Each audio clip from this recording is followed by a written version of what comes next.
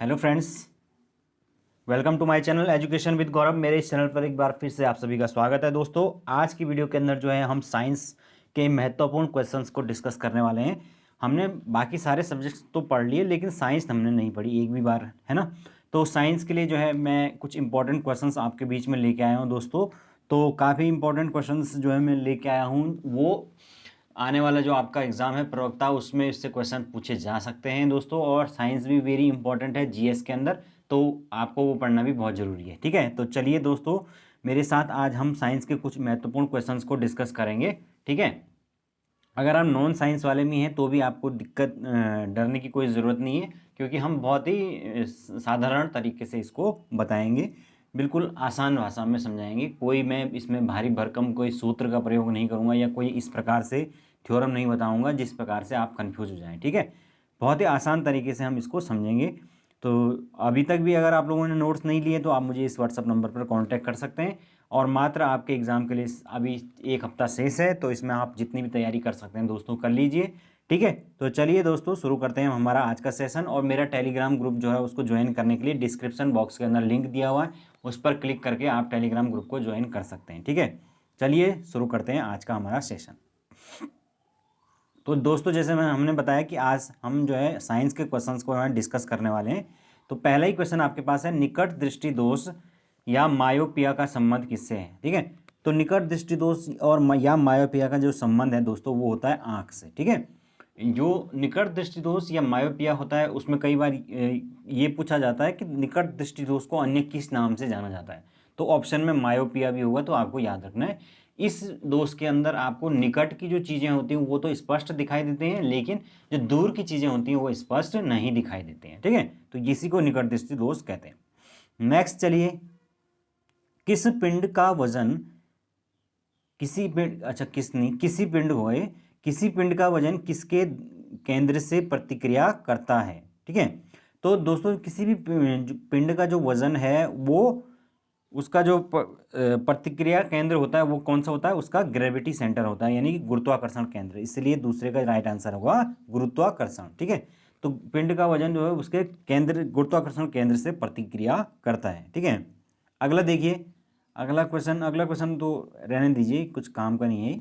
अगला देखिए, उसके अगला क्वेश्चन देखिए, मोमबत्ती का जलना या दहन एक प्रक्रिया है। तो मोमबत्ती जब जलती है तो वो कौन सी प्रक्रिया है। पहला यहाँ पर देखिए, प्रकाश रासायनिक अभिक्रिया है, भौतिक परिवर्तन है, ऊष्मा शोषी परिवर्तन अभिक्रिया है, या ऊष्मा छेपी अभिक्रिया है। तो यहाँ पर जो दोस्तों राइट आंसर है उसका ये है ऊष्मा छेपी प्रक्रिया। ऊष्मा शोषी में तो ऊष्मा का अवशोषण होता है, ऊष्मा एब्जॉर्ब होती है। ऊष्मा छेपी में ऊष्मा का हीट मतलब रिलीज होती है। तो यहाँ पर मोमबत्ती जब जलती है तो उससे हम दहन होता है, उसमें प्रकाश होता है, तो उसमें ऊष्मा का रिलीज होता है। ठीक है ना, तो इसलिए ऊष्मा छेपी यह प्रक्रिया कहलाती है। चलिए आगे चलते हैं। अगला देखिए, श्वेत प्रकाश का घटकों में विभाजन किसके कारण होता है। ठीक है, तो जो व्हाइट लाइट है, श्वेत प्रकाश व्हाइट लाइट, अगर हम उसको तोड़ना चाहें उसके घटकों में, तो हम जानते हैं कि हम क्या करते हैं, एक प्रिज्म से होकर प्रभावित जब हम कराते हैं किसी सफ़ेद लाइट को, तो प्रिज्म से गुजरने के बाद वो 7 रंगों के अंदर विभक्त हो जाती है ना। और इस घटना को क्या कहते हैं, डिस्पर्सन या वर्ण विक्षेपण की घटना कहते हैं। और वर्ण विक्षेपण या परिक्षेपण भी वही बात हुई, तो इसीलिए यहाँ पर राइट आंसर कौन सा हो जाएगा दोस्तों, ऑप्शन बी। ठीक है, तो ऑप्शन बी यहाँ पर राइट आंसर हो जाएंगे। चलिए आगे चलते हैं, नेक्स्ट क्वेश्चन देखते हैं। नेक्स्ट है, तेल की एक छोटी बूंद पानी पर फैल जाती है क्योंकि। जो तेल की एक छोटी सी बूंद होती है वो पानी पर पूरी तरीके से फैल जाती है, उसका क्या कारण है।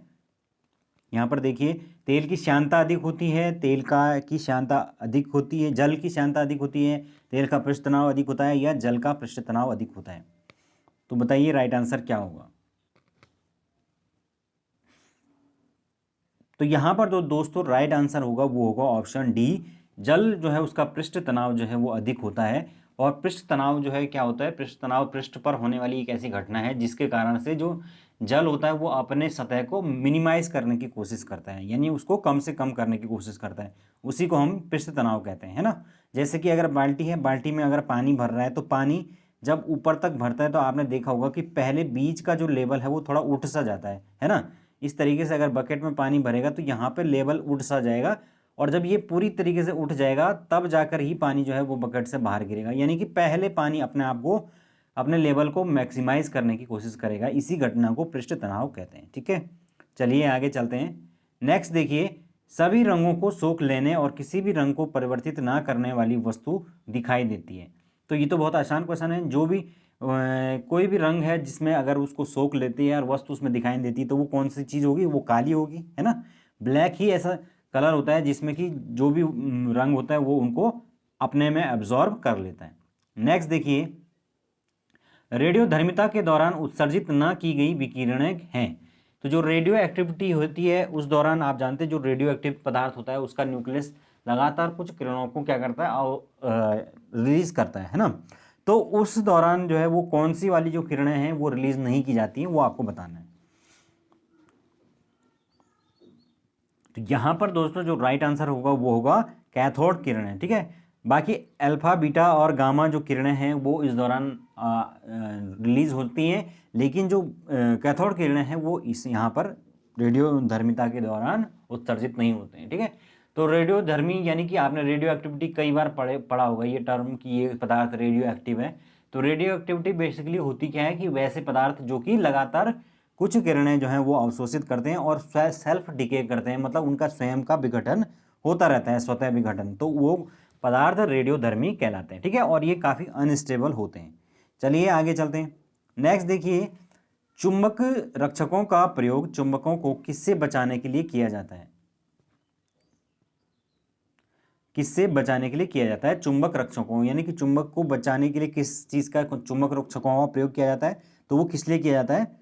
तो इसका जो राइट आंसर होगा दोस्तों, ये खैर उतना इंपॉर्टेंट क्वेश्चन तो नहीं है, लेकिन ये इसका राइट आंसर है स्वतः चुंबकन, विचुंबकन। ठीक है, यानी सेल्फ जो आपका डीमैग्नेटाइजेशन होने से बचाने के लिए उसको वहाँ पर चुंबक रक्षकों का प्रयोग किया जाता है। ठीक है, अगला देखिए, निम्नलिखित में से किसका ध्वनि के वेग पर कोई प्रभाव नहीं पड़ता है? यानी कि जो वेलोसिटी ऑफ साउंड है उस पर इनमें से किसका प्रभाव नहीं पड़ता है? कोई भी फर्क नहीं पड़ेगा अगर आप इनको घटाएंगे बढ़ाएंगे। तो राइट आंसर क्या होगा इसका? तो दोस्तों इसका जो राइट आंसर होगा वो होगा ऑप्शन फर्स्ट। ठीक है, दाब या प्रेशर का कोई भी इफेक्ट ध्वनि के वेग पर, वेलोसिटी पर नहीं पड़ता है। ठीक है, चलते हैं आगे। अगला देखिए, नेक्स्ट, वृत्ताकार पथ के चारों ओर पिंड की गति किसका उदाहरण है? कि अगर कोई ये वृत्ताकार पथ है और यहाँ इसके चारों ओर पिंड की गति हो रही है तो ये किसका उदाहरण है? यहाँ पर जो इस प्रकार की गति होती है ये किस प्रकार का उदाहरण है? यानी कि एक समान वेग होता है या परिवर्तित त्वरण होता है, समान चाल रहती है, समान वेग होता है, समान चाल होती है, या परिवर्तित वेग होता है, या समान चाल होती है और समान त्वरण होता है। तो यहाँ पर जो सही उत्तर है दोस्तों वो होगा ऑप्शन कौन सा? सी। समान चाल, एक समान चाल होगी, लेकिन जो वेग होता है वो एक्सेलरेशन, मतलब वेलोसिटी सॉरी, तो उसमें लगातार चेंज आता रहता है। ठीक है, तो ये है आपका वृत्ताकार पथ की गति। अगला देखिए, धारावाहक चालक किससे संबंधित होता है? ठीक है, तो यहाँ पर ऑप्शन है चुंबकीय क्षेत्र, विद्युत क्षेत्र, विद्युत चुंबकीय क्षेत्र, या विद्युत स्थैतिक क्षेत्र। तो जो धारावाहक चालक है दोस्तों वो चुंबकीय क्षेत्र से रिलेटेड होता है। नेक्स्ट, रॉकेट किस सिद्धांत पर कार्य करता है? तो ये बहुत आसान क्वेश्चन है। हम सब जानते हैं कि जो रॉकेट है वो कौन से सिद्धांत पर काम करता है? वो थर्ड लॉ ऑफ न्यूटन पर डिपेंड करता है। थर्ड लॉ ऑफ न्यूटन क्या कहता है? क्रिया प्रतिक्रिया का नियम, यानी आप किसी वस्तु पर जितनी क्रिया करते हैं वो उतनी ही प्रतिक्रिया जो है वो लगाता है। ठीक है, तो इसी सिद्धांत पर रॉकेट काम करता है और उसमें जो फ्यूल यूज होता है उसको प्रोपेलेंट कहते हैं। ठीक है, तो ये है आपका रॉकेट। चलते हैं आगे। अगला क्वेश्चन देखिए, यहाँ पर क्वेश्चन नंबर 14 देखिए। मात्रा वजन किससे तौला जाता है? तो वजन जो है वो यहाँ पर ऑप्शन में ये कुछ क्लियर नहीं दिख रहा है। दंड तुला, सामान्य तुला, कमानी तुला, या संतोलक चक्र। तो यहाँ पर जो ये क्वेश्चन इंपॉर्टेंट तो नहीं है उतना, लेकिन फिर भी आप जान लीजिए कि जो कमानी तुला होता है उससे वजन को तौला जाता है। ठीक है, वजन को तौलना तो सभी जानते हैं यार, है ना। अगला देखिए, जिस सिद्धांत के कारण दिए में वृक्ष के नीचे रोशनी के गोल टुकड़े दिखाई देते हैं वह सिद्धांत किसके बिंब निर्माण के सदृश्य है। तो ये भी थोड़ा साइंस का टिपिकल क्वेश्चन हो गया। इसका जो सही उत्तर है दोस्तों वो है option B, pin hole camera, ठीक है ना, ये इसके सिद्धांत के सदृश्य है। अगला देखिए 16, क्वेश्चन नंबर 16, दिक् सूचक का प्रयोग किसका पता लगाने के लिए नहीं किया जा सकता। दिक् सूचक को कहते हैं बोले तो कंपास, ठीक है। तो कंपास का प्रयोग इनमें से किसके लिए नहीं किया जाता है। पहला देखिए चुंबकीय उत्तर दक्षिणी दिशा, फिर है चुंबक की ध्रुवता, फिर है चुंबक की शक्ति, और नेक्स्ट है चुंबकीय क्षेत्र की तीव्र दिशा, ठीक है। तो यहाँ पर जो दिक् सूचक है आप जानते हैं वो उसका प्रयोग जो है वो बेसिकली तो दिशा को दिखाने के लिए किया जाता है, लेकिन यहाँ पर जो तीसरा वाला ऑप्शन देखिए चुंबक की शक्ति, पावर, ठीक है, तो जो चुंबक की शक्ति या पावर है उसके लिए ये इस्तेमाल नहीं किया जा सकता, नहीं मतलब इससे चुंबक की पावर का पता नहीं लगाया जा सकता है, ठीक है। अगला देखिए नेक्स्ट, अगला क्वेश्चन देखिए ध्वनि की तीव्रता किस माध्यम में अधिक होती है। तो ध्वनि जो है दोस्तों आप जानते हैं कि 3 माध्यम होते हैं हमारे, ठोस, द्रव और गैस। तो सबसे ज़्यादा जो ध्वनि की तीव्रता होती है वो यानी कि जो चाल होगी या उसकी स्पीड कह लीजिए, कुछ भी कह लीजिए आप, इंटेंसिटी कह लीजिए, वो आप किस में सबसे ज़्यादा पाएंगे, वो आप पाएंगे ठोस में, ठीक है। तो यहाँ पर ठोस तो दिया नहीं ऑप्शन, तो यहाँ पर धातु दिया है, तो धातु ठोस होती है, तो धातु में ये सबसे ज़्यादा होगा, है ना। जैसे कि हम देखते हैं अगर हम कोई लंबी सी एक मेज है उसके दूसरी एक छोर पर आप कुछ चीज़ से बजा लीजिए हल्का सा और दूसरे छोर पर कान लगा लीजिए, तो आसानी से आपको आवाज़ तुरंत वहाँ पर पहुँचाए सुनाई देगी कान पे, क्योंकि वो ठोस माध्यम है, उसमें जो है वो बहुत तेज़ी से ध्वनि चलती है। जबकि अगर हम वायु है या जल है तो उसमें आप जानते हैं उसकी स्पीड थोड़ा कम हो जाएगी या उसमें थोड़ा रुकावट पैदा होगी। अगला देखिए डेसिबल का प्रयोग किसकी तीव्रता मापने के लिए किया जाता है। तो जो डेसिबल है दोस्तों वो आप जानते हैं ध्वनि की जो तीव्रता होता है उसको मापने के लिए डेसिबल का यूज़ होता है, और जो 90 से 95 डेसिबल है वहाँ तक की जो ध्वनि है वो ठीक ठाक मानी जाती है, लेकिन उससे ऊपर की अगर ध्वनि है तो वो शोर के अंतर्गत आता है, ठीक है। अगर 95 डेसिबल के ऊपर की ध्वनि है तो वो एक तरह से शोर के अंतर्गत आता है, वो मनुष्य के लिए हार्मफुल होती है। तो चलिए आगे चलते हैं। अगला देखिए निम्न में से कौन सा सर्वोत्तम विद्युत का चालक है। तो लाइट को सबसे अच्छा जो कंडक्ट कर सकता है वो सबसे अच्छा चालक होगा, तो कौन सा होगा सबसे अच्छा चालक। विद्युत का जो सबसे सर्वोत्तम चालक है दोस्तों वो होगा आपका कौन सा, वो होगा चांदी, ठीक है। तो चांदी जो है वो सबसे अच्छा चालक है, और चांदी के अगर तार बनाए जाएं तो वो सबसे अच्छा जो है वो कंडक्टिविटी करेंगे, लेकिन उसकी कॉस्ट बहुत ज़्यादा महंगी पड़ जाएगी, प्लस जो है लोग उसमें चोरी कर देंगे। तो फिर इसलिए जो है इस समस्या से निपटने के लिए लोहे चांदी का प्रयोग नहीं किया जा सकता, इसलिए ज़्यादातर जो तार होते हैं उसमें आपके एल्यूमिनियम का या तांबे का प्रयोग करते हैं, ठीक है। चलते हैं आगे। नेक्स्ट है क्रिकेट की गेंद को किस कोण से मारा जाना चाहिए ताकि वह अधिकतम क्षैतिज दूरी को तय कर सके, ठीक है। तो फ्रेंड्स क्रिकेट की जो गेंद होती है उसको मैक्सिमम जो क्षैतिज ऊंचाई तक पहुंचाने के लिए हमें क्या करना पड़ेगा, उसको 36 से 45 डिग्री के कोण पर फेंकना पड़ेगा, ठीक है। और इसी स्थिति में वो उसका जो उड्डयन काल है टी वो मैक्सिमम होगा, ठीक है। तो उड्डयन काल जो टी है उसका मैक्सिमम मान तब होगा जब हम उसको 36 से 45 डिग्री के एंगल पर फेंकेंगे, ठीक है। अगला देखिए बिना रुकावट वैश्विक प्रसारण हेतु कम से कम कितने तुल्यकाली उपग्रह जरूरी होंगे। तो तुल्यकाली उपग्रह बोले तो जियो स्टेशनरी सैटेलाइट्स, ठीक है। तो कितने सैटेलाइट्स जो जरूरी होंगे बिना रुकावट के लिए। तो यहाँ पर जो दोस्तों ये राइट आंसर होगा, ये टिपिकल क्वेश्चन हो गया एक, तो यहाँ पर जो राइट आंसर होगा वो ऑप्शन सी होगा, 3 उपग्रह एटलीस्ट जरूरी होंगे। नेक्स्ट देखिए निम्नलिखित में से कौन सा घर्षण बल अधिकतम है।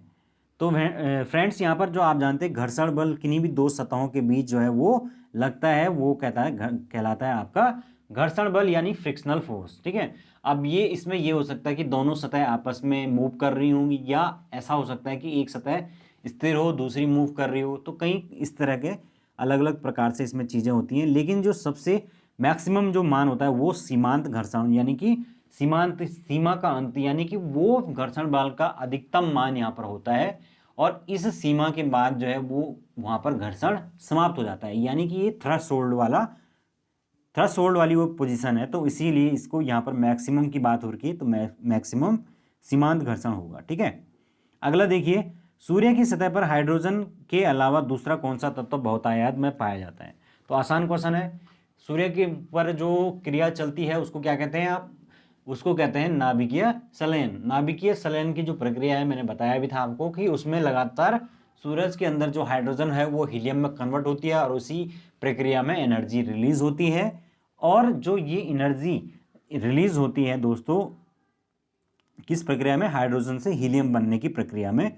तो यही सूर्य की ऊर्जा या उसके जो प्रकाश, जो भी कह लीजिए आप, उसका स्रोत है। तो एक प्रकार से जो एक तत्व तो यहाँ पर हमने बोल दिया कि उन्होंने हाइड्रोजन दे रखा, तो दूसरा कौन सा होगा? हीलियम होगा। ओके, तो हाइड्रोजन लगातार हीलियम के कन्वर्ट हो जाएगी और इस प्रकार से जैसे जो स्टार्स होते हैं उनके अंदर जितना भी हाइड्रोजन होता है वो जब पूरी तरीके से समाप्त हो जाता है तो उसके बाद तारों की डेथ हो जाती है, मर जाते हैं वो। ठीक है, तब उसको डेड स्टार कहते हैं। और इस प्रकार के स्टार्स जो हैं वो लाखों सालों में ये इस प्रकार के स्टार बनते हैं। ठीक है, अगला देखिए, चलते हैं आगे। अगला देखिए दोस्तों, नेक्स्ट है आपके पास ताप का SI मात्रक है। ठीक है, तो SI जो प्रणाली है उस वो स्टैंडर्ड मानी जाती है किसके लिए? मात्रकों के लिए। तो उस प्रणाली के हिसाब से जो मात्रक है, यानी कि जो आपकी इकाई है, यूनिट है, वो कौन सी है ताप की? वो है, सब जानते हैं इसका उत्तर, वो है केल्विन। ठीक है ना। नेक्स्ट, निम्न में से कौन किस समूह की सभी राशियां सदिश हैं? तो सदिश राशियां कौन सी होती हैं दोस्तों? ऐसी राशियां जिसमें जो परिमाण के साथ साथ जिनमें परिमाण के साथ साथ दिशा भी होती है, तो वो आपकी सदिश राशि कहलाती है। तो परिमाण यानी कि मैग्नीट्यूड। ठीक है ना, जैसे कि अगर मैग्नीट्यूड दे रखा तो उसके साथ डायरेक्शन भी अगर दे रखी है, कितना अमाउंट है उसके साथ अगर डायरेक्शन भी है, तो वो आपका सदिश कहलाते हैं, यानी दिशा भी होगी उसमें। तो यहाँ पर इसका जो राइट आंसर है वो ऑप्शन डी है। ये सारी राशियां जो हैं वो सदिश राशियां के अंतर्गत आती हैं। संवेग, त्वरण, बल यानी कि फोर्स, डिस्प्लेसमेंट, भार, विद्युत धारा, ये सब आपका सदिश राशियों के अंतर्गत आती हैं। नेक्स्ट, अगला है, निम्न में से किस समूह की सभी राशियां अदिश राशियां? तो अदिश राशियां वो होंगी जिसमें केवल और केवल परिमाण यानी कि मैग्नीट्यूड होगा। ओके, और ये भी ये उपरोक्त सभी इसका आंसर है। जितनी भी ये राशियां दे रखी हैं यहाँ पर, समय, चाल, द्रव्यमान, ताप, दाब, ऊर्जा, ये सभी आपकी अदिश राशियां हैं। आगे चलते हैं। एक प्रकाश वर्ष किसके बराबर होता है? एक प्रकाश वर्ष यानी कि 1 लाइट ईयर। लाइट ईयर क्या होती है? ये आकाश के जो पिंड होते हैं उनकी बीच की दूरी, या आकाश, सूर्य हुआ है, अन्य जो ग्रह हैं जैसे पृथ्वी, या अन्य जो हमारे पृथ्वी से और अन्य ग्रहों के बीच की दूरी, इन सभी को ज्ञात करने के लिए प्रकाश वर्ष का यूज किया जाता है। और प्रकाश वर्ष बेसिकली क्या होता है? एक साल में प्रकाश जितनी दूरी तय करता है तो वो एक प्रकाश वर्ष के बराबर होता है, 1 लाइट ईयर। ठीक है, तो इसकी जो वैल्यू है दोस्तों वो होती है आपका A एंड B दोनों। ठीक है, क्योंकि यहाँ पर 9.46 इंटू 10 का 10⁻15 मीटर दे रखा है, लेकिन यहाँ पर उसमें जो है आप जानते हैं कि 1000 जो है अगर उसको हम कम कर दें तो वो आपका किलोमीटर में बदल जाएगा, क्योंकि 1000, 1 मीटर में 1000 किलोमीटर होते, एक किलोमीटर में 1000 मीटर होते हैं, है ना। तो इसलिए ये दोनों ही ऑप्शन यहाँ पर सही हो जाएंगे, क्योंकि यहाँ पर इन्होंने उसको कन्वर्ट कर रखा है केवल। ठीक है, अगला देखिए, जड़त्व का गुण होता है। तो जड़त्व यानी कि इनर्शिया जिसको हम कहते हैं, वो क्या होता है? वो क्या प्रत्येक वस्तु में होता है, किसी किसी वस्तु में होता है, किसी वस्तु में नहीं होता है, केवल गतिशील वस्तु में होता है? तो क्या होता है जड़त्व? तो दोस्तों जो जड़त्व यानी कि इनर्शिया है वो आपका प्रत्येक वस्तु के अंदर होता है। ओके, तो यहाँ पर राइट आंसर हो जाएगा ऑप्शन ए। और जड़त्व बेसिकली क्या होता है कि जिसके कारण से कोई भी वस्तु अपनी स्थिति में परिवर्तन का विरोध करती है ना। अगर वो विराम की अवस्था में तो विराम ही में रहना चाहती है, अगर वो चल रही है, मूव कर रही है, तो मूव करते हुए रहना चाहती है ना। जैसे कि अगर फॉर एग्जांपल हम गाड़ी के अंदर बैठे हैं और अचानक से ब्रेक लग जाए तो हम आगे की ओर झुक जाएंगे, तो उसका क्या कारण होगा? क्योंकि हम हमारी जो गति है वो गतिशील थी और अचानक से ब्रेक लग गया तो हम उस गति की अवस्था में परिवर्तन का विरोध करते हैं। अगला देखिए, आगे चलते हैं। नेक्स्ट है आपके पास कार्य का SI मात्रक है। तो कार्य का जो SI मात्रक है हम सब जानते हैं वो क्या है? ऑप्शन ए, ठीक है ना। तो यानी कि जूल जो है वो कार्य का एसआई मात्रक है, याद रखना। बाकी केल्विन आप जानते हैं किसका है, अभी हमने बात की थी। ताप का मात्रक केल्विन हो गया, और ऊर्जा का कैलोरी हो गया, और ये हॉर्स पावर ये आपका इंजन की शक्ति का मात्रक होता है। नेक्स्ट है, निम्न में से कौन सा युग्म सुमेलित नहीं है। तो यहाँ पर आपको 4 युग्म दे रखे हैं दोस्तों, तो हमें बताना है कि इसमें क्या सुमेलित नहीं है। माइक्रोफोन क्या करता है, ध्वनि ऊर्जा का वैद्युत ऊर्जा में रूपांतरण करता है, तो बिल्कुल ठीक है।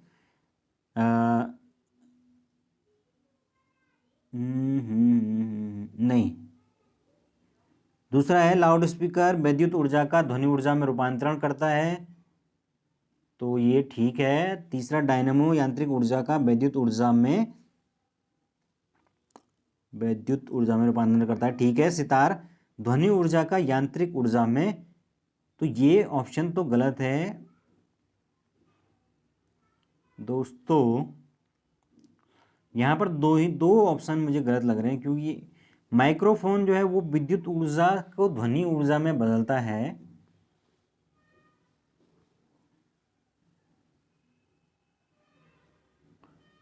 नहीं नहीं, ठीक है, फर्स्ट ठीक है। ऑप्शन डी जो है यहाँ पर सही होगा। जो सितार होता है दोस्तों, वो यांत्रिक ऊर्जा को ध्वनि ऊर्जा में बदलता है, न कि ध्वनि ऊर्जा को यांत्रिक ऊर्जा में, ठीक है।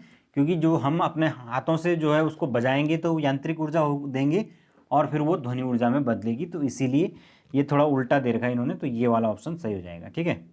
अगला देखिए, नेक्स्ट, एक अश्व शक्ति के बराबर है। तो एक अश्व शक्ति यानी कि हॉर्स पावर, ये इंजन की जो पावर है उसको मापने का एक तरीका होता है। तो दोस्तों हॉर्स पावर जो है वो होता है 746 वाट के बराबर, ठीक है।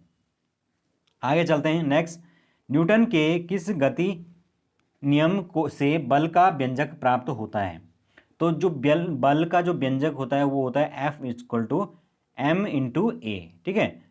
तो ये जो व्यंजक है हमें सेकंड लॉ ऑफ न्यूटन से प्राप्त होता है। ऑप्शन बी राइट आंसर हो जाएगा। चलिए आगे चलते हैं।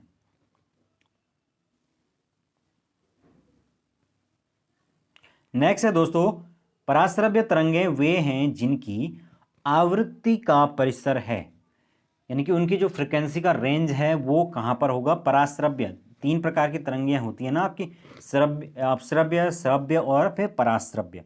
तो दोस्तों जो पराश्रव्य तरंगें होती हैं, तो पराश्रव्य को इंग्लिश में क्या बोलेंगे आपका, अल्ट्रासोनिक, ठीक है ना। तो अल्ट्रासोनिक जो वेव्स होती हैं दोस्तों, उसका जो रेंज होता है वो आपका हो जाएगा ऑप्शन सी, ठीक है, 20,000 हर्ट्ज से अधिक।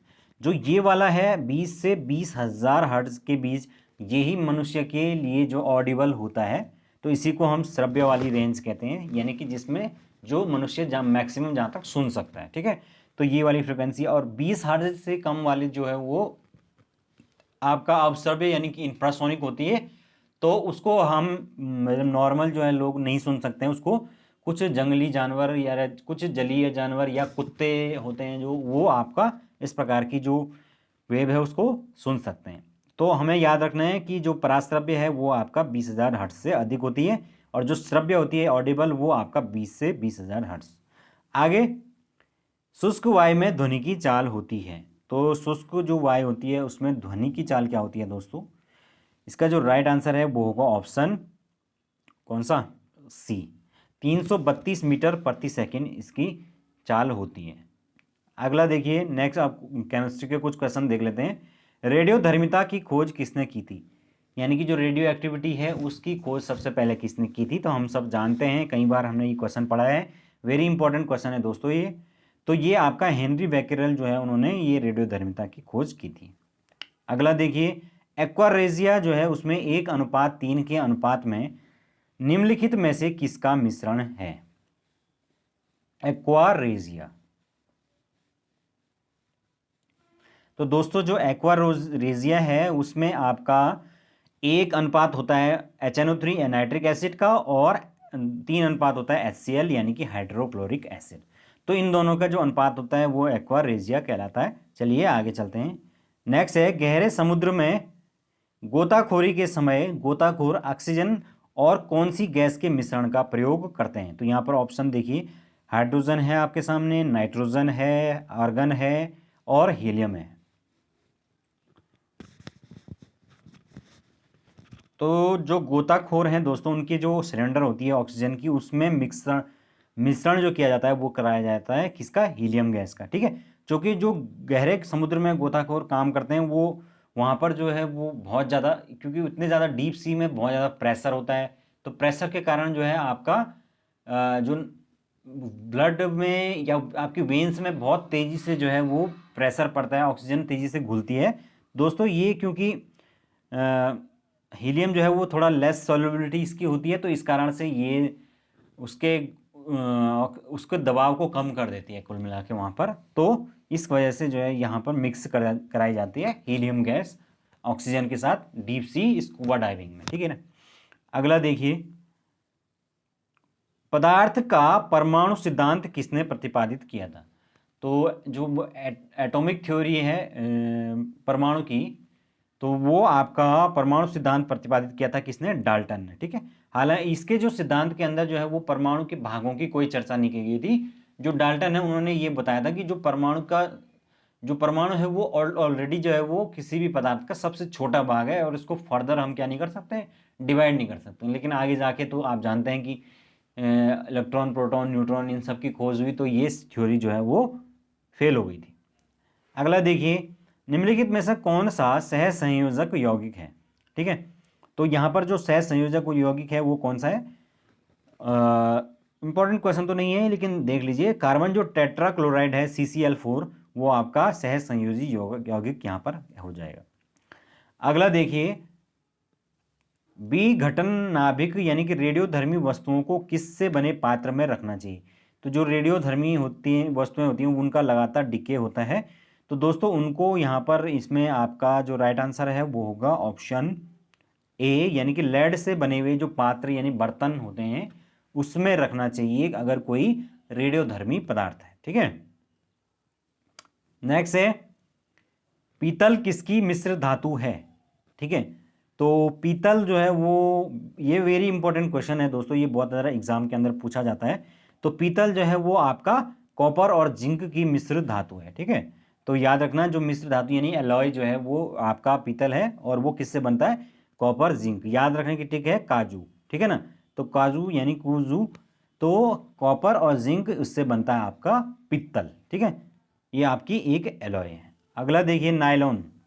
नायलॉन बनाई जाती है, तो यहाँ पर ऑप्शन देखिए, पॉलीएथिलीन, पॉलीप्रोपीन, पॉलीएमाइड या पॉलीएस्टर।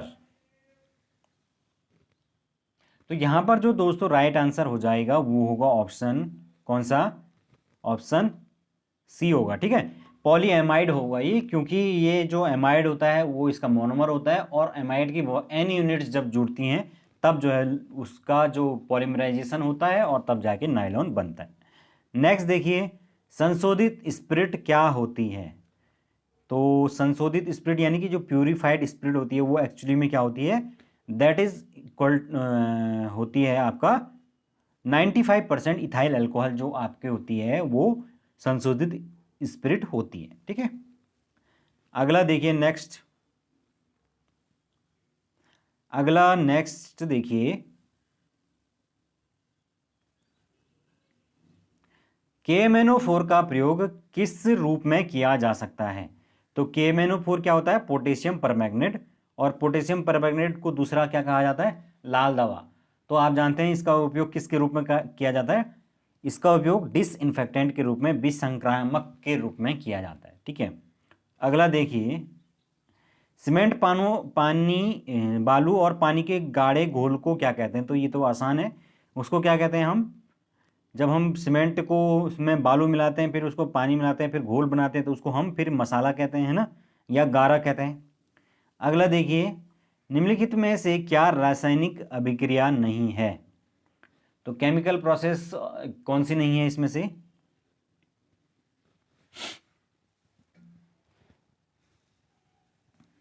यहां पर दोस्तों जो राइट आंसर होगा वो ऑप्शन सी हो जाएगा। जो भाप है, पानी है, उसका भाप में बदलना रासायनिक प्रक्रिया नहीं है, क्योंकि वो रासायनिक जो प्रक्रिया होती है वो इरिवर्सिबल होती है, और इसको तो आप दोबारा से कंडेंस करके पानी बना सकते हैं। ठीक है ना, आगे चलते हैं।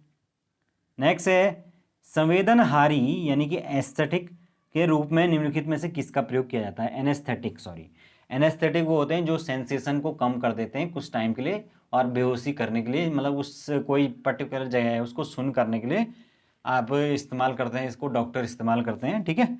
तो यहाँ पर देखिए इनमें से कौन सा होगा, यहाँ पर आपका दे रखा है अमोनिया है, नाइट्रस ऑक्साइड है, नाइट्रस ऑक्साइड है, और 3 प्रकार के ये नाइट्रोजन का ऑक्साइड हैं। तो बताइए इसमें क्या होगा? तो इसमें जो राइट आंसर है दोस्तों वो आपका हो जाएगा फर्स्ट, अमोनिया, ठीक है ना। अमोनिया जो है एक एस्थेटिक के रूप में, एनेस्थेटिक के रूप में प्रयोग किया जाता है। चलिए आगे चलते हैं। नेक्स्ट है पेट्रोल की गुणवत्ता किससे अभिव्यक्त की जाती है? तो पेट्रोल जो है दोस्तों उसकी जो क्वालिटी है उसको मेजर करने का फॉर्मूला या उसका जो पैमाना होता है वो होता है ऑक्टेन नंबर, ठीक है। जिस पेट्रोल का जितना अच्छा ऑक्टेन नंबर होता है वो उतना ही अच्छा माना जाता है। जो एरोप्लेन होते हैं उनके जो पेट्रोल होते हैं उसमें जो फ्यूल यूज किया जाता है वो सबसे हाई ऑक्टेन नंबर वाला फ्यूल होता है और इसीलिए वो महंगा भी होता है ना। अगला देखिए कॉस्मेटिक पाउडर किससे तैयार किया जाता है? तो कॉस्मेटिक के लिए जो इस्तेमाल होता है उसको हम क्या कहते हैं? टैल्कम पाउडर भी कहा जाता है।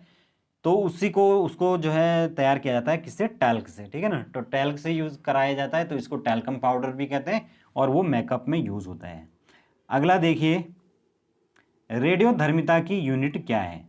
तो जो रेडियोधर्मिता यानी कि रेडियो एक्टिविटी, उसकी यूनिट हम जब जानते हैं क्या है, उसकी जो खोज करने वाले जो वैज्ञानिक हैं, हालांकि वो तो आपके हेनरी बेकेरेल थे, लेकिन जो क्यूरी हैं मैडम क्यूरी, पियरे क्यूरी, वो आपने सुना ही होगा। तो इन्होंने जो है रेडियम की खोज की थी, तो इनके नाम पर जो इसकी यूनिट है वो है क्यूरी, ठीक है। तो इसीलिए ऑप्शन डी राइट आंसर हो जाएगा। नेक्स्ट देखिए हरे कच्चे फलों को पकाने के कृत्रिम रूप से पकाने के लिए कौन सी गैस का प्रयोग किया जाता है? तो ये मैंने आपको लास्ट एक टेस्ट करवाया था उसमें भी बताया था कि जो एसिटाइलिन है उसका प्रयोग कृत्रिम रूप से फलों को पकाने के लिए किया जाता है, ठीक है। नेक्स्ट देखिए कांच क्या है? तो कांच यहां पर देखिए ऑप्शन अतिशीतित तरल है, क्रिस्टलाइन ठोस है, तरल क्रिस्टल है, या इनमें से कोई नहीं। तो क्या हो जाएगा यहां पर कांच दोस्तों? तो कांच यहां पर हो जाएगा क्या? अतिशीतित तरल। अतिशीतित यानी कि फ्रीज्ड जो लिक्विड इसको हम कह सकते हैं, क्योंकि ये इनमें भी जो है बहने का गुण होता है। आप कैसे होता है? आप तो कहोगे ये बहते नहीं है, लेकिन जैसे आपने देखा होगा कई बार जो बिल्डिंगें होती हैं उन पर जो कांच की खिड़कियां होती हैं या गाड़ी के शीशे होते हैं वो नीचे से थोड़ा थिक हो जाते हैं, मोटे हो जाते हैं ना नीचे से। तो जो नीचे से थिक होते हैं वो इसी कारण से कि क्योंकि कई सालों में धीरे धीरे वो ऊपर से नीचे की ओर बहते रहते हैं और इस कारण से नीचे की साइड उनकी मोटाई बढ़ जाती है। इस कारण से जो कांच है उसमें बहने का गुण होता है और उसको अतिशीतित तरल कहा जाता है। नेक्स्ट लेड पेंसिल में लेड कितना % होता है? तो इसका जो उत्तर है ये है 0, ठीक है। लेड पेंसिल दो में लेड जो है वो 0% होता है। अगला देखिए निम्नलिखित में से कौन सा एलपीजी का प्रमुख घटक है? एलपीजी कौन सी होती है? लिक्विड पेट्रोलियम गैस, जो आपके घरों में खाना पकाने के लिए इस्तेमाल होती है, तो उसी को कहते हैं एलपीजी। तो दोस्तों वहां पर मुख्य जो घटक होता है एलपीजी का क्या कौन सा होता है? वो होता है आपका ब्यूटेन, ठीक है ना। तो जो ब्यूटेन है वो इसका मुख्य घटक होता है, लेकिन वो एक ऑर्डरलेस गैस है, उसमें कोई भी गंध नहीं आती है। तो इस कारण से उसमें एक उसको मिलाते हैं, क्या मिलाते हैं? इथाइल मरकप्टेन को, ठीक है। तो इथाइल मरकप्टेन,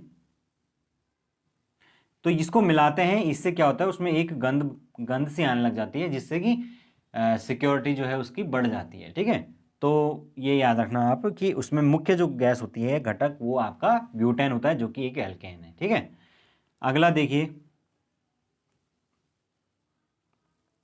नेक्स्ट है उर्वरकों के निर्माण में निम्नलिखित में से कौन सा तत्व प्रयोग में लाया जाता है? यानी जो फर्टिलाइजर्स हैं, तो फर्टिलाइजर्स के निर्माण में इनमें से कौन सा तत्व प्रयोग में लाया जाता है?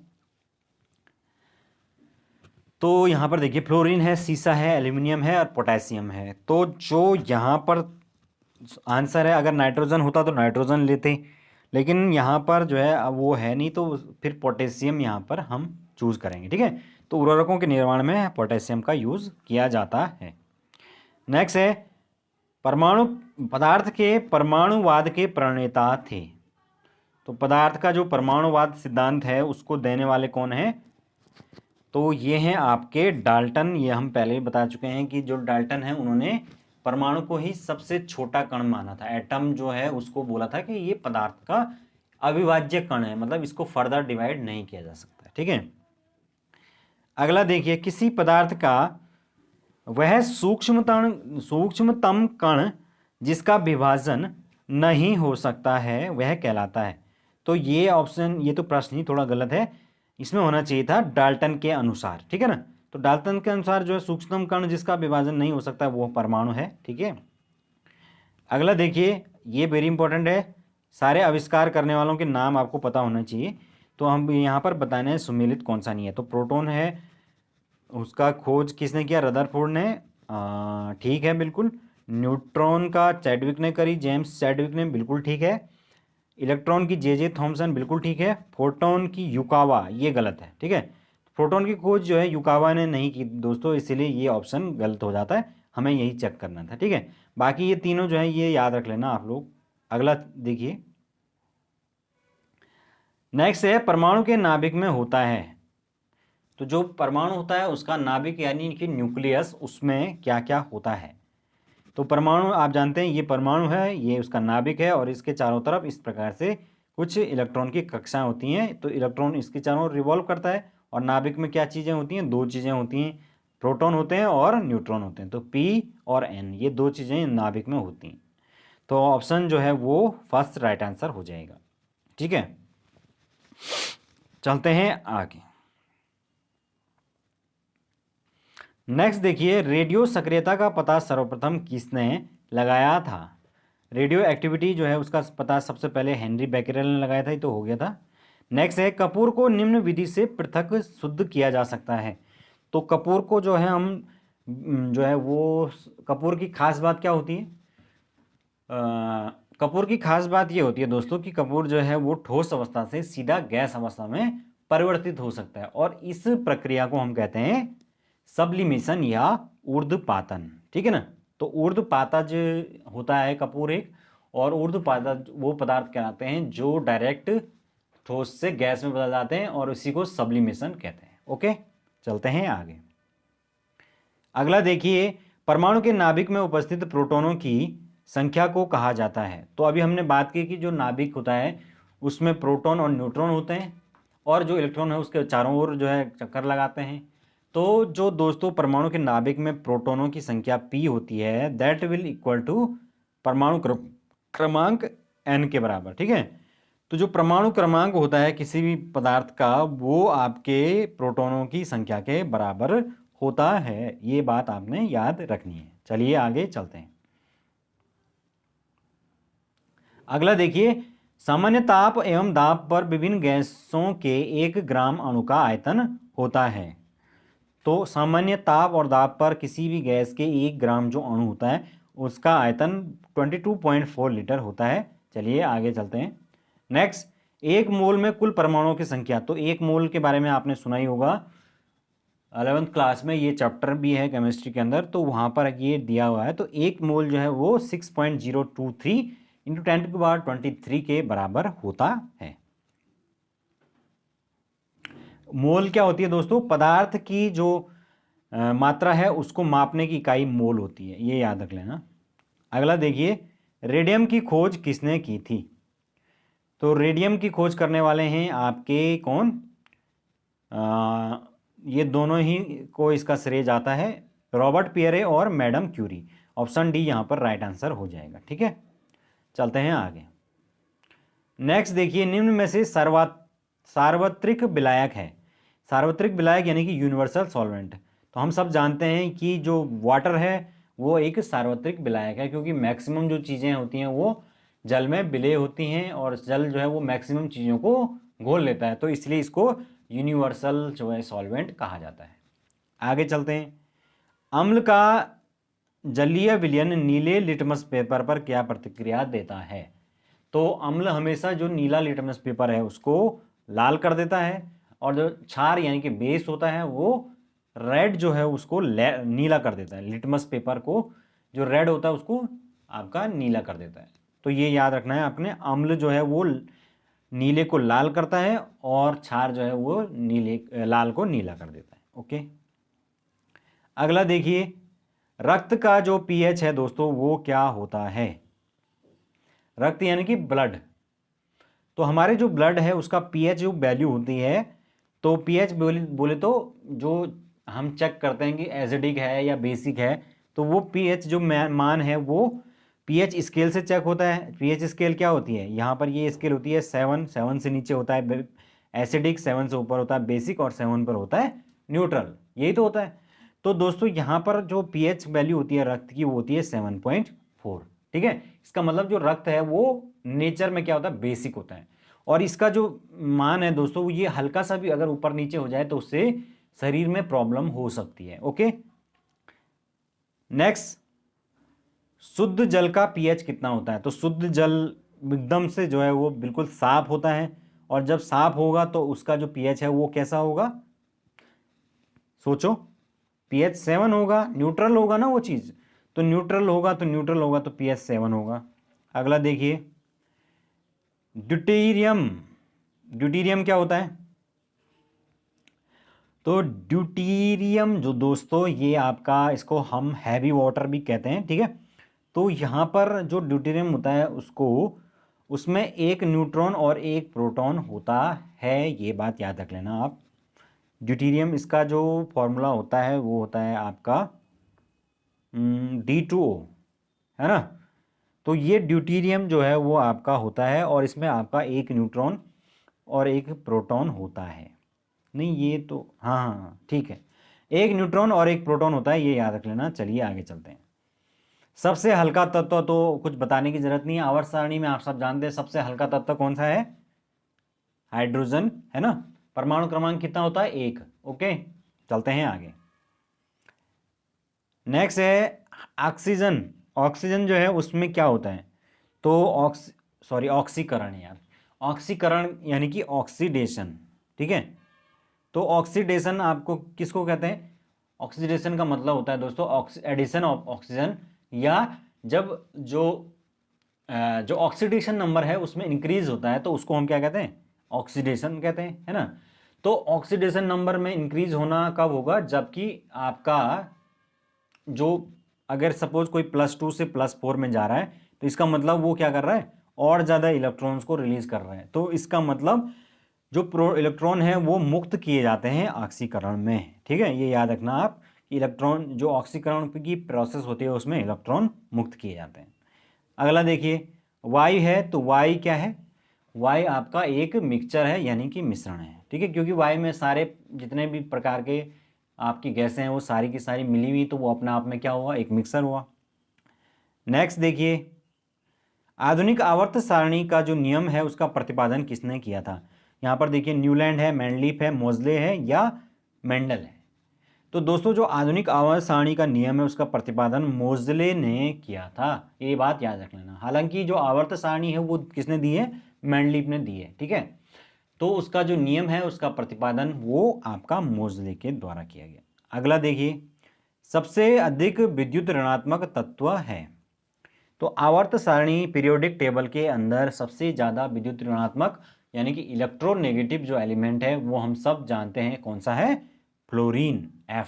ठीक है, सबसे छोटा भी ये सबसे ऊपर भी होता है ग्रुप 17 में, और सबसे ऊपर है और सबसे ज़्यादा इलेक्ट्रोनेगेटिव भी है। ठीक है, तो इलेक्ट्रोनेगेटिव का मतलब ये होगा कि दूसरे जो तत्व हैं उनको ये कितनी तेज़ी से अपने ओर खींचेगा, क्योंकि आपका सिर्फ बाहरी जो, एक तो साइज इसका छोटा है, ऊपर से जो बाहरी कक्षा होगी, जो आउटर मोस्ट इलेक्ट्रो ऑर्बिटल होगी, उसमें सिर्फ और सिर्फ एक इलेक्ट्रॉन की ज़रूरत है ऑक्टेट पूरा करने के लिए। तो तुरंत क्या करेगा, किसी से भी चाहेगा कि तुरंत एक इलेक्ट्रॉन लेके और अपना स्टेबल हो जाए। ठीक है, तो इसीलिए सबसे ज़्यादा इलेक्ट्रोनेगेटिव होता है। नेक्स्ट देखिए, आधुनिक आवर्त सारणी में तत्वों के वर्गीकरण का आधार क्या है। तो जो आपकी मॉडर्न पीरियोडिक टेबल है दोस्तों, उसमें तत्वों का जो वर्गीकरण होता है उनके क्या होता है, परमाणु क्रमांक के आवर्ती फलन होता है, इसलिए ऑप्शन बी राइट आंसर हो जाएगा। नेक्स्ट, अब देखिए यहाँ पर कुछ क्वेश्चन हम जीव विज्ञान के भी डिस्कस कर लेते हैं। हालांकि जीव विज्ञान के क्वेश्चन तो मुझे खुद भी नहीं आते, मतलब जीव विज्ञान में कम ही जानता हूँ दोस्तों। तो देखते हैं, जो भी क्वेश्चन थोड़ा बहुत अगर मुझे आते होंगे तो मैं आपको बताऊंगा। सजीव या जीव का मूल अभिलक्षण निम्नलिखित में से क्या है? तो सजीव यानी कि जीव जो है उसका बेसिक या मूल अभिलक्षण है वो आपका कौन सा होगा? ये होगा दोस्तों संचलन करने की क्षमता। ठीक है, चलते हैं आगे। नेक्स्ट है, खुली सिगड़ियों अथवा कोयले की अंगीठी को जलाए रखने के लिए प्राय पंखा करने की क्या आवश्यकता होती है? खैर ये क्वेश्चन रहने दीजिए, बकवास क्वेश्चन है। नेक्स्ट है, डी ब्रीज ने किस सिद्धांत का प्रतिपादन किया था? तो जो डी ब्रीज हैं उन्होंने जो सिद्धांत दिया था वो था दोस्तों उत्परिवर्तन का सिद्धांत। ठीक है, उत्परिवर्तन यानी कि जो म्यूटेशन थ्योरी है वो इन्होंने दी थी डी ब्रीज ने। ठीक है, नेक्स्ट है, रक्त में हीमोग्लोबिन एक सम्मिश्र प्रोटीन है जिसमें भरपूर मात्रा में पाया जाता है। तो जो ब्लड है उसमें आप जानते हैं कि जो लोहा है वो उसकी मात्रा पर्याप्त होनी चाहिए। ठीक है, तो लोहा तत्व जो है वो भरपूर मात्रा में पाया जाता है, और अगर इसकी कमी हो जाए तो तब डॉक्टर बोलता है कि आयरन कैल्शियम की आपके यहाँ कमी हो गई, ये गोलियां आपको दे देते हैं और इनको खाइए, है ना। तो उस ये जो लोह की मात्रा है ये रक्त में प्रॉपर होनी जरूरी है। अगला देखिए, विटामिन सी जो है उसको और किस नाम से जाना जाता है? तो दोस्तों जो विटामिन सी है उसको जाना जाता है आपके amino acid, ascorbic acid, acetic acid या एजेलाइटिक। तो दोस्तों जो विटामिन सी है उसको एस्कॉर्बिक एसिड के नाम से जाना जाता है। ठीक है, तो इसका दूसरा जो नाम है वो है एस्कॉर्बिक एसिड, याद रखना। नेक्स्ट है, निम्नलिखित में से क्या तने का रूपांतरण नहीं है? तो कौन सा होगा इसमें? यहां पर जो राइट आंसर है वो दोस्तों वो होगा शकरकंद का कंद, ये जो है तने का रूपांतरण नहीं है। अगला देखिए, पर्णायिका क्लाइटेलम किसमें पाया जाता है? तो पर्णायिका या क्लाइटेलम जो है वो आपका पाया जाता है, यहाँ पर देखिए जोंक है, घोंघा है, नेरिस है और केंचुआ है। तो ये आपका केंचुए के अंदर पाया जाता है दोस्तों। चलिए आगे चलते हैं। नेक्स्ट है, जीन बैंक में प्लांट जेनेटिक सामग्री 196 डिग्री पर सेल्सियस पर द्रव नाइट्रोजन में सुरक्षित रखी जाती है। तो किस रूप में रखी जाती है? यहाँ पर देखिए, पूर्व परिपक्व बीज उच्च आर्द्रता के रूप में, पके फल के रूप में, नवोद्भिद या विभज्योतक के रूप में, या परिपक्व बीज शुष्क के रूप में। तो ये राइट आंसर डी हो जाएगा। यहाँ पर परिपक्व बीज या ड्राई करके इसको रखा जाता है किसमें? जीन बैंक में।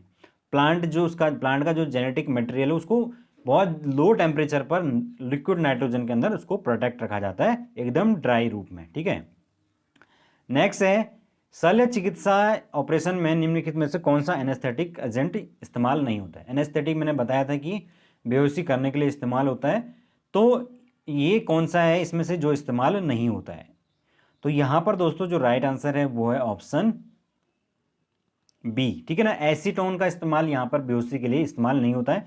बाकी क्लोरोफॉर्म भी हम जानते हैं यूज होता है, नाइट्रस ऑक्साइड हो गया और ईथर हो गया, और उसके अलावा जो हमने पहली बात की थी इसके NH3 हो गया, है ना। तो ये सब आपका एनेस्थेटिक है।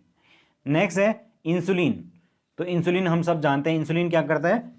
इंसुलिन की कमी से जो है वो कौन सा रोग होता है? डायबिटीज़ नाम का रोग होता है, जो कि इंडिया के अंदर लगभग 40 से 45% लोगों को आज की डेट में है। ठीक है, तो दोस्तों यहाँ पर जो डायबिटीज़ है उसका मेन कारण क्या होता है कि अगर ब्लड में जो शर्करा यानी कि जो शुगर है वो रिलीज हो रही है तो उसको रोकने का काम कौन करेगा? इंसुलिन करता है। यानी कि ऑप्शन डी, रुधिर में जो शर्करा है उसकी मात्रा को घटाने का काम करेगा। लेकिन अगर किसी कारण से जो है इंसुलिन बनना बंद हो जाए या उसका बनना कम हो जाए तो क्या करेगा? जो काउंटर लड़ रहा है शुगर से तो वो तो बन ही नहीं रहा, तो इसलिए शुगर लगातार ब्लड के अंदर बढ़ता जाएगा और उससे क्या होगा? आपको दिक्कत पैदा हो जाएगी। चलिए आगे चलते हैं। नेक्स्ट देखिए, खुले परिसंचरण तंत्र वाले जानवरों में होता है। तो जो ओपन आपका सिस्टम होता है, परिसंचरण तंत्र, उस इस वाले जानवरों में होता है, तो वो होता है आपका होमोसील या रक्त गुहा। ठीक है। नेक्स्ट है, फूल सुगंध छोड़ते हैं। तो फूल जो है वो सुगंध क्यों छोड़ते हैं? तो दोस्तों जो फूल है वो आपका सुगंध छोड़ते हैं क्योंकि वो कीटों को अपनी ओर आकर्षित करते हैं फूलों के उस सुगंध के माध्यम से। ठीक है। अगला देखिए, खारा पानी संकेत है। तो खारा पानी जो है वो नमकीन पानी का संकेत है। ये बकवास क्वेश्चन है। अगला देखिए, नवजात शिशुओं में कितनी हड्डियां होती हैं? तो वैसे सामान्य मनुष्य है उसके अंदर कितनी हड्डियां होती है? 206। नवजात जो शिशु होती है उनके अंदर हड्डियां होती है 300। ठीक है, राइट आंसर होगा ऑप्शन बी। अगला देखिए, मसूड़ों में रक्तस्राव को निम्नलिखित में से कौन रोकता है? तो है पहला निकोटिनामाइड, थायमाइन, एस्कॉर्बिक एसिड या विटामिन बी। तो यहाँ पर जो राइट आंसर होगा वो होगा एस्कॉर्बिक एसिड। दोस्तों जो मसूड़े हैं उनमें रक्तस्राव को रोकता है एस्कॉर्बिक एसिड। ठीक है, चलते हैं आगे। नेक्स्ट है, कीड़ों का प्रकाश के स्रोत की ओर गमन कहलाता है। तो प्रकाश में देखा होगा आपने, कीड़े जो हैं वो प्रकाश जहां भी आ रहा होगा उस स्रोत की ओर आपको आकर्षित करते हुए दिखते हैं, तो वो आपका प्रकाशनुवर्ती कहलाता है। ठीक है। अगला देखिए, 5 जगतों जो जंतु हैं उनको 5 जगत के अंदर विभाजित किसने किया था? तो उसका जो वर्गीकरण है यानी कि जो क्लासिफिकेशन है वो किया था व्हिटेकर ने। ठीक है। तो 5 जंतुओं का 5 जगत में वर्गीकरण व्हिटेकर के द्वारा किया गया है। अगला देखिए, काइटिन जो बहिर्कंकाल का वाले जीव हैं वो कौन से होते हैं? तो जो काइटिन जो बहिर्कंकाल वाले जीव हैं ये होते हैं आपके कौन से होते हैं? कीट होते हैं। ठीक है ना, कीट कीट होते हैं। हाँ, कीट कीट या समुद्री अर्चिन, इनमें से समुद्री अर्चिन भी हो सकते हैं। दोस्तों इसमें थोड़ा कन्फ्यूजन है, आप लोग इसमें खुद इसको देखिए। मुझे लग रहा है ये समुद्री अर्चिन होना चाहिए, पता नहीं।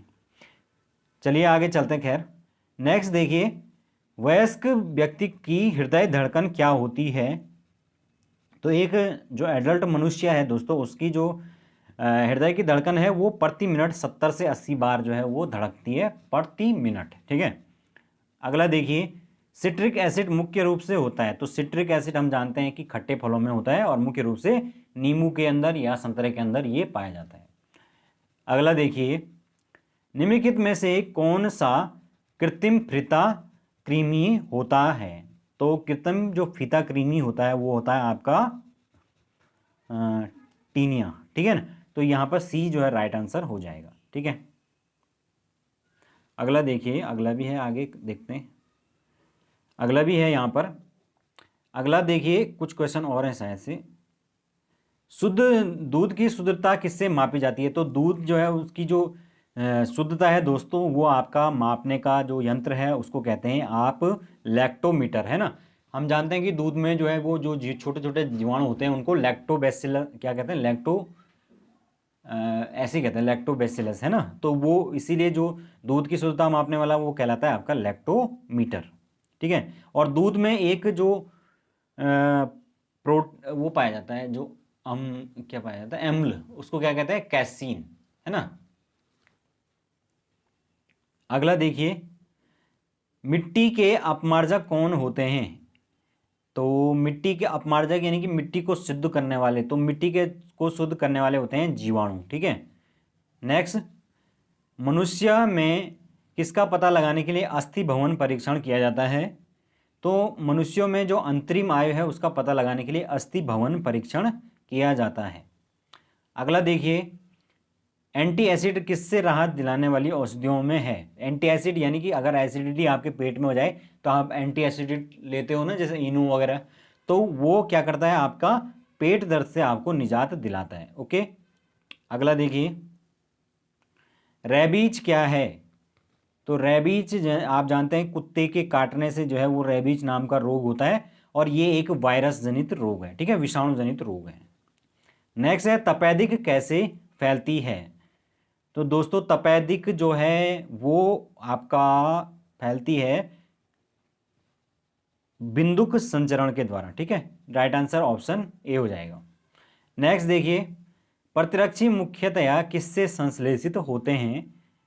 तो प्रतिरक्षी मुख्यतः संश्लेषित होते हैं किससे?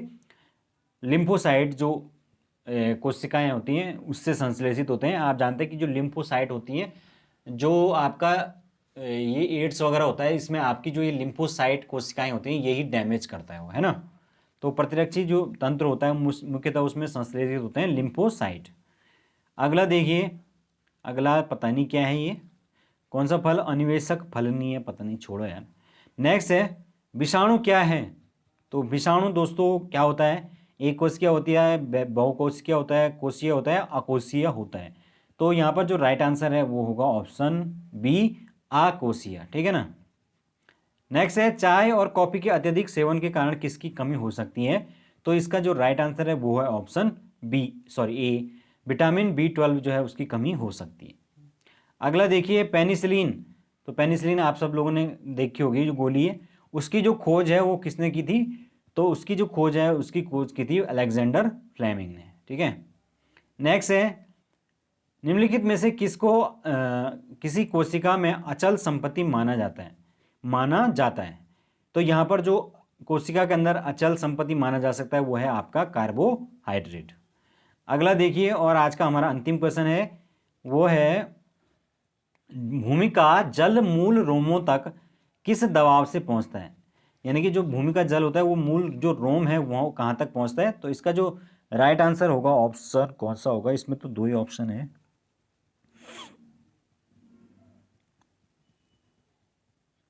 हाँ, यहाँ पर जो कोशिका जो दबाव है ये इसी दबाव से ऊपर पहुंचता है। किस दबाव से पहुंचता है? तो कोशिका दबाव से पहुंचता है।